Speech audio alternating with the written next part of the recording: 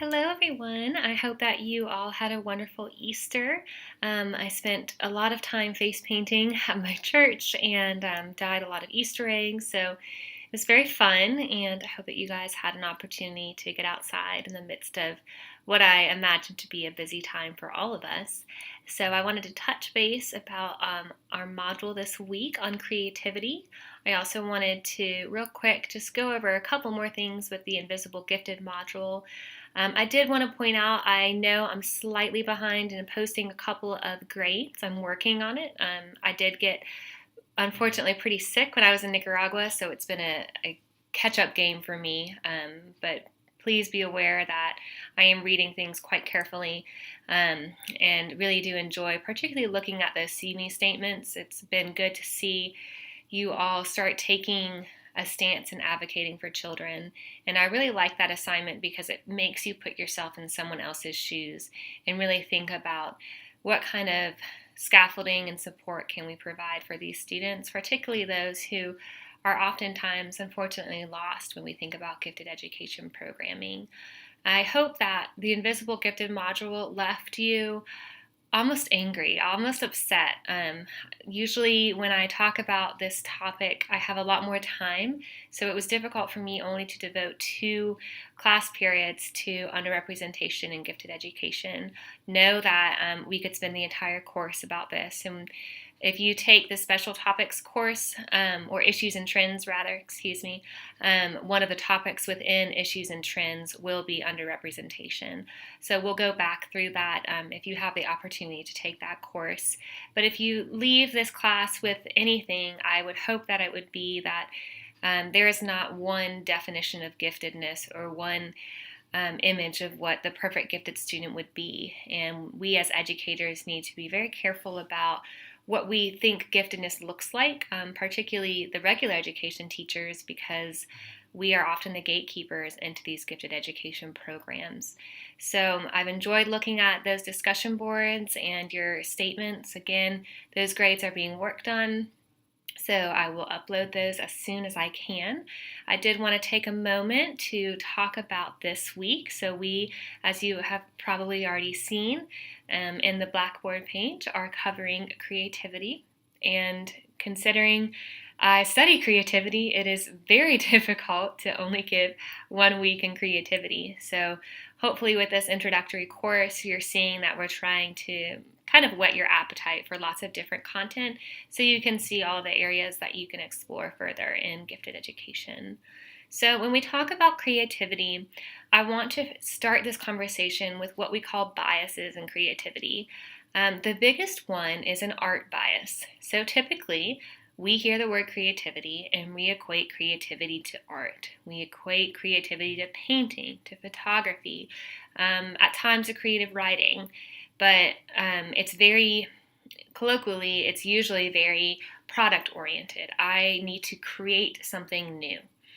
And within this week, in your readings in the library and your lectures and all of the other materials, I want you to really contradict that bias. So just because you can't, quote, draw or paint does not mean that you are not creative. And when we think about creativity in education, what we really want to create and cultivate are these creative thinking skills. And creative thinking spans all different content areas. So I can use creative thinking in science class, I can use creative thinking in social studies class, in English class. There was a recent study done that claimed the majority of our students today will have jobs that currently do not exist. So that tells you a lot about how quickly the world is moving. And since the world is moving so quickly, it's not enough for us just to tell all of our students the facts. We really need to be able to cultivate these creative and innovative thinking skills in order to ensure that they can adapt and that they can really be productive members of society. So this week is just a 1 week module. So just this week we're looking into creativity. The case study is again based on a pretty real world experience of mine where I developed a creative activity for English students and received some unexpected pushback and nervousness about creativity. which is something that you will see quite often in a gifted classroom. Sometimes when we give students the opportunity to think creatively, they get really scared because oftentimes we don't give them this openness. So they want to know what's right and what's wrong. All of a sudden, there's not really a right and a wrong, and that can be pretty intimidating to some of our students. So in terms of the library materials, I did want to point out that there are a lot of materials this week. Some of them you really don't need to read in entirety. For example, I did give you one entire journal instead of just a couple of journal articles. And that was mainly because it's a Torrance applied journal for creativity. And I love this journal because of the word applied. It's all about applying creative thinking skills and practices into your educational environment. But it's also about 200 pages long. So I'm not expecting you to read that in entirety. There are a couple of other sources that I notated in the library that are more for your reference and things that you definitely want to be looking through, but that I wouldn't hold you accountable to read from start to finish. So don't let that intimidate you. That being said, I do look forward to reading your responses to this week's discussion post and thinking about how you can help cultivate creativity, which often starts with how we help our students understand what creativity really is. So think way back to our either first or second module when we talked about what giftedness is. If you think about Renzulli's 3-ring concept, creativity is one of those rings. So creativity and giftedness are really tight and coming together. And oftentimes we have to help our students build what's called the ego strength that they need to think creatively. So creativity involves a lot of risk taking. It is oftentimes perceived as a little intimidating and dangerous from students' perspective, but it's really because we have to cultivate the correct classroom climate in order for our students to feel safe when they think creatively.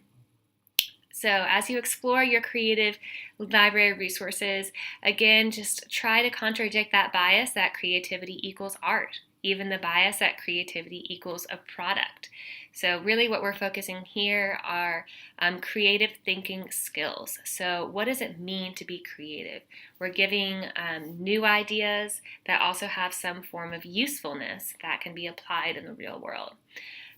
So there are a lot of different applications and particularly various research definitions of creativity. I've posted what's called the standard definition, which recently has kind of been the paragon that most researchers will point back to. I actually studied under Mark Runco, who is one of the authors of that article. So he's very well known in the creativity world, and you'll see in the library that I've also highlighted work from Bonnie Craman, Dr. Bonnie Craman, who's also very well known, and also Dr. Paul Torrance. So Paul Torrance is most definitely the most important name to know in terms of creativity and education. He's what we call the father of creativity, and the majority of his research is very education-based. So make sure that you're reading up into him and just focusing your investigations on those various library materials. So again, this week is a 1-week module. So by Friday, I'm looking for your initial responses to our discussion post. And by Sunday, I'll be looking for 2 responses to each other's work. Really what I'm looking for in this discussion post is for you to unpack this experience. It's pretty likely to happen that you have an exciting new lesson for your students. You want them to think creatively. They freak out. They start saying, how am I going to get graded? How do I get an A? They get really nervous about it. So the discussion post is really about how to counteract that nervousness by helping your students realize what creativity actually is, by helping them realize why creativity is important, and then most importantly, by giving them the appropriate scaffolding to develop those creative thinking skills. So I hope that you all have a wonderful week, and I look forward to reading up on your discussion posts. And as always, I'm here if you need me or have any questions or concerns. I am more than happy to help and would love to hear from you. Thanks.